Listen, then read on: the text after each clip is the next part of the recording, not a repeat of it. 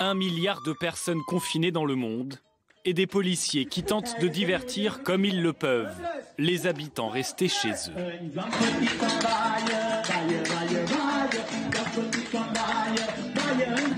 En chantant ou en dansant,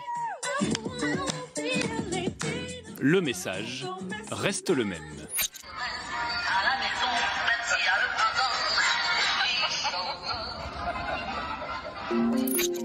Aujourd'hui, 23 mars 2020, le cap des 15 000 décès liés au coronavirus a été franchi.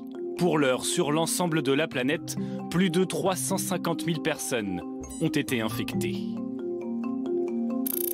En Espagne, la pandémie s'accélère. La barre des 2000 morts a été franchie ce matin.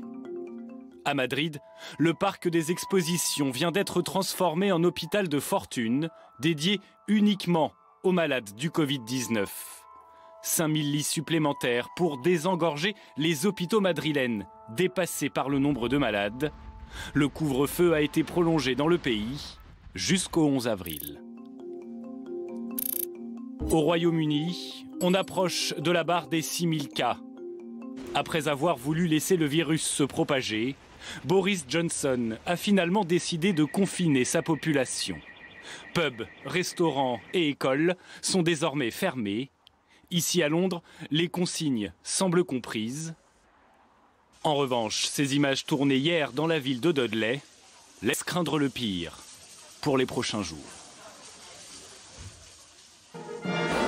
En Europe toujours, ces images surprenantes venues de Slovaquie.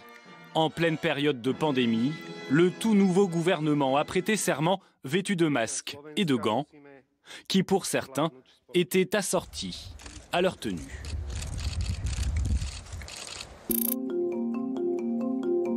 En Afrique, l'inquiétude grandit. 34 cas supplémentaires en 24 heures rien qu'en Afrique du Sud, qui ne déplore pour l'heure aucun mort. Dans les townships sud-africains, des bénévoles distribuent du savon et des brochures aux habitants. Tu dois te laver les mains pendant au moins 20 secondes, sinon les germes ne se détacheront pas. Pour éviter une trop forte propagation, le gouvernement sud-africain a décidé de fermer ses frontières avec l'Europe et les États-Unis. Pendant ce temps-là, au Japon, relativement épargné par le virus, la flamme olympique continue de brûler. Mais jusqu'à quand ?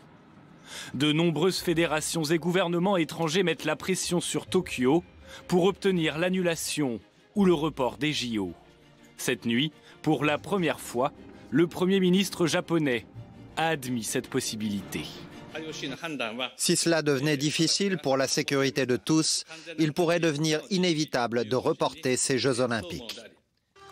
Malgré cette incertitude, chaque jour, des milliers de Japonais s'agglutinent encore pour tenter d'apercevoir la fameuse flamme olympique.